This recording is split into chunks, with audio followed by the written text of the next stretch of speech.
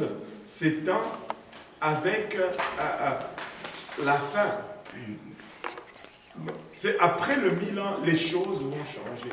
Durant le 1000 ans, nous allons retourner un peu à ce qu'on était dans le passé. Là. Et la Bible nous dit le lion va jouer avec la brebis et le petit va mettre sa main dans le lion de la bouche, et dans la bouche du lion plutôt, dans le lion de la bouche.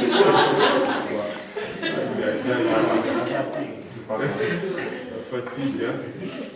Il y a du rattrapage à faire. Chez nous, on dit toujours la dette du sommeil, tu la payeras toujours. Tu ne peux pas échapper de payer la dette du sommeil. Donc, je dois une dette là que je dois. Ah là là. Et c'est ça. Ce 1000 ans va être 1000 ans de paix, mais regardez ceci. Dès que le 1000 ans finit,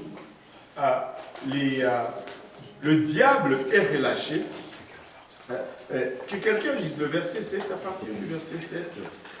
Quand les 1000 ans seront accomplis, Satan sera relâché de sa prison, et il sortira pour séduire les nations qui sont aux quatre coins de la terre, Gog et Magog, afin de les rassembler pour la guerre. Le nombre est comme le sable de la mer. Wow. Et ils montèrent sur la surface de la terre, et ils investirent le camp des saints et la ville bien-aimée. Mais un feu de nom de Dieu descendit du ciel et les dévora. Et le diable qui les séduisait fut jeté dans les tonnes de feu et du soufre, où sont la bête et le faux prophète. Et ils seront tourmentés jour et nuit au siècle des siècles. Wow. Et là, c'est un peu, pour ne pas dire la phase finale commence à prendre place. Oui. Je voulais juste demander, parce que je ne comprends pas, quand il dit, verset 10, où sont la bête et le faux prophète. Lequel est le prophète? Oui, parce qu'il y a trois caractères que je n'ai pas beaucoup soulignés. Il y a trois caractères qui vont aider l'antichrist à se mettre en place. Trois caractères.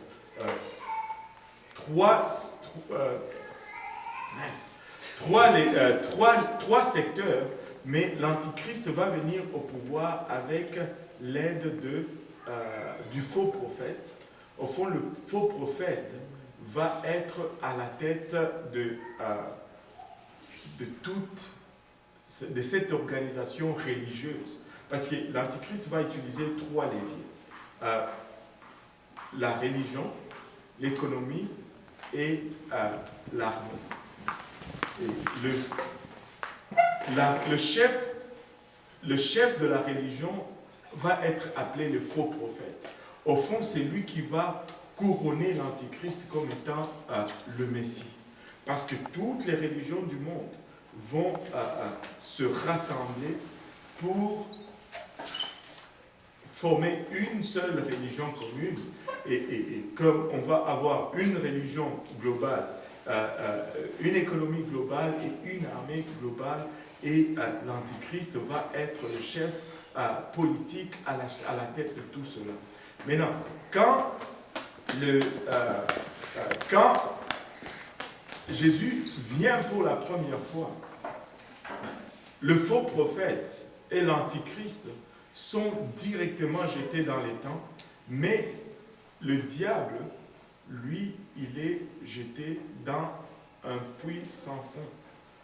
Les trois caractères ne vont pas finir dans le même lieu en même temps. Le faux prophète et l'antichrist vont être jetés dans les temps de feu. Le diable va le rejoindre après le 1000 ans. Donc la bête, ce serait l'antichrist. Ce serait l'antichrist. Ça serait l'antichrist. Parce que c'est lui qui va être au fond le pouvoir, le représentant du pouvoir politique. C'est quoi la différence entre bête et antichrist? C'est juste des terminologies. Très souvent, Dieu va utiliser le symbolisme pour... Je vais refaire un peu la première leçon. quand Dieu donne les prophéties, il ne va pas dire, par exemple, l'Empire romain va tomber et l'Empire grec va tomber. Non, il ne va pas le donner comme ça. Il va symboliser ces choses par des images. Il va dire l'ours ou une bête à 10 cornes ou il va utiliser les symbolismes. Et il a utilisé les symbolismes probablement pour 2 raisons. La première raison, c'est qu'il voulait préserver la vie des apôtres qui, au fond, apportaient ce message. Imaginez-vous Paul ou Pierre, ou plutôt Jean, qui se lève et il dit « Dieu m'a fait voir que l'Empire romain va tomber, Rome va s'écrouler. » Qu'est-ce qui il va lui arriver? On va le prendre, on va l'arrêter. Mais au fond, il a déclaré que tous ces royaumes vont tomber, vont se succéder, mais c'était codé parce que c'était donné sous forme de symbolisme. L'autre raison pourquoi il a donné cela, probablement c'est parce qu'avec les symboles, le message est compris dans toutes les époques, dans tous les temps. Une bête, ça reste une bête. Pour les gens du 1er siècle, et ça reste aussi une bête pour nous, les gens du 20e siècle, et d'où cette fascination continue pour les messages prophétiques. Mais quand il donne le symbolisme, très souvent, quand tu continues à lire dans le verset, dans le chapitre, il va donner très souvent la signification du symbolisme. Par exemple, il va dire la bête qui monte de la mer, la bête qui monte de la terre. Ça va signifier 2 choses différentes. La bête qui monte de la mer représente toujours le chaos, les troubles. Et c'est dans un contexte de chaos et de troubles que l'Antichrist va venir au pouvoir. Donc la bête qui monte de la mer symbolise l'Antichrist. Parce que la mer est toujours symbole d'instable. Et la mer aussi représente le peuple. Et ça va être un pouvoir sur le peuple, le pouvoir politique. Tandis qu'il parle de la bête qui monte de la terre comme étant le faux prophète. Et c'est du symbolisme, mais il ne faut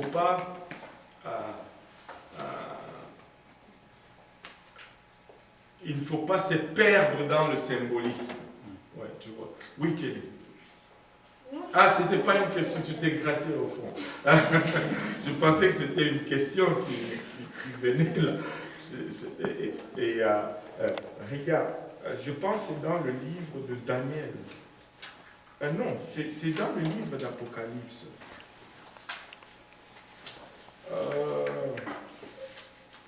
C'est dans le livre d'Apocalypse, quand il parle des eaux, de plusieurs eaux, au fond, il dit un peu plus tard que ces eaux représentent les peuples de différentes langues, différentes nations, et l'Antichrist va régner sur ces peuples-là. C'est du symbolisme, mais ce n'est pas... il n'y a rien de dramatique, au fond. Si je dis qu'il n'y a rien de dramatique, c'est aussi pas tout à fait vrai. Ça devient un peu dramatique, mais bon, c'est ça. Je ne peux pas dire autre chose. C'est ça. Je ne peux pas l'expliquer autrement. C'est ça. C'est du symbolisme. C'est ça. C'est la façon la plus simple de l'expliquer. Voilà. Maintenant, les faux prophètes et l'Antichrist vont être jetés dans les temps de feu dès que la guerre d'Armageddon va finir. Mais le diable, lui, va être jeté, va être lié par des chaînes et mis dans le puits sans fond pour 1000 ans. Et après le 1000 ans, il va être délié et il va séduire encore le monde. Et puis après cette séduction, le monde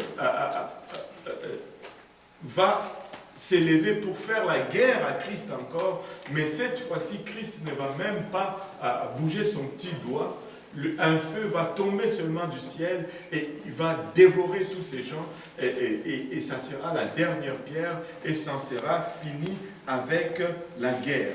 Et tout ce qui suit, tout de suite après cela, c'est la scène du jugement qui est décrit à partir du verset 11 jusqu'au verset 15 du livre d'Apocalypse. Puis je vis un grand trône blanc, et celui qui était assis dessus, la terre et le ciel s'enfuient devant sa face, et il ne fut plus trouvé de place pour eux. Et je vis les morts, les grands et les petits, qui se tenaient devant Dieu. Des livres furent ouverts, et un autre livre fut ouvert, celui qui est le livre de vie. Et les morts furent jugés selon leurs œuvres, d'après ce qui était écrit dans ces livres. La mer rendit les morts qui étaient en elle. La mort et le séjour des morts rendirent les morts qui étaient en eux, et chacun fut jugé selon ses œuvres. Et la mort et le séjour des morts furent jetés dans le temps de feu. C'est la seconde mort. Quiconque ne fut pas trouvé écrit dans le livre de vie, fut jeté dans le temps de feu. Wow. Le jugement du grand trône blanc. Là, Jean nous dit, il voit ce grand trône blanc. Et la description est tellement majestueuse que l'expression qu'il utilise ici, il dit « la terre et le ciel s'enfuirent devant sa face ». Ça, c'est juste pour exprimer la gloire qui émanait du trône. Tu vois, c'était tellement glorieux que c'est comme si la terre et le ciel eux-mêmes, ils fuient devant sa face. Tu ne veux pas te présenter là. Si le ciel et la terre fuient, c'est parce qu'il y a une telle expression de pouvoir, une telle expression de gloire. Tu ne veux pas être là. Il y a des gens qui se disent « Oh, moi, quand j'irai voir Dieu, je vais lui dire ma façon de penser. » Écoute. Sa gloire. Oui. Juste en revenant un peu en arrière, Oui. j'aimerais savoir, on a parlé de Satan, mais on n'a pas parlé des démons qui sont déchus, qui étaient déchus avec nous. Oui. Est-ce que ça veut dire que si le patron est fait prisonnier sur un temps, je pense que ça serait comme ça. D'une quelconque façon, ils n'auront plus le pouvoir d'agir pendant le 1000 ans. Est-ce qu'ils sont jetés avec lui dans le puits sans fond? Il n'y a pas de précision. Est-ce qu'ils sont directement jetés dans les temps de feu? Il n'y a pas de précision, mais je pense qu'ils sont captifs quelque part parce qu'ils vont être jugés. Nous allons les juger devant le trône. Parce que Paul nous dit, ne savez-vous pas que vous allez juger les anges? Alors, pourquoi vous allez vous faire juger par les hommes? Quand il voulait nous exhorter à ne pas porter plainte l'un contre l'autre devant les tribunaux des hommes. Si un chrétien me fait mal, je n'ai pas à le porter au tribunal, je dois le porter à l'église et on règle l'affaire entre nous parce que on va se faire juger parmi les hommes alors que nous allons juger les anges. Ça ne fait aucun sens. C'est ce que Paul voulait dire. Oui, attends, il y avait... J'espère qu'on va finir aujourd'hui. C'est chaud aujourd'hui. Oui. Il y a Deux enfers. En fait, dans l'enfer, il y a des niveaux, il me semble qu'il y a des niveaux différents. Il y a deux lieux. Il y a l'enfer, qui est un seul lieu, et puis il y a le temps de feu ou le lac de feu, qui est le lieu final. Parce qu'à la fin, la Bible va nous dire que et l'enfer va être aussi jeté dans les temps de feu. Donc, oui, l'enfer c'est déjà mal, mais les temps de feu c'est quelque part d'encore plus pire que l'enfer.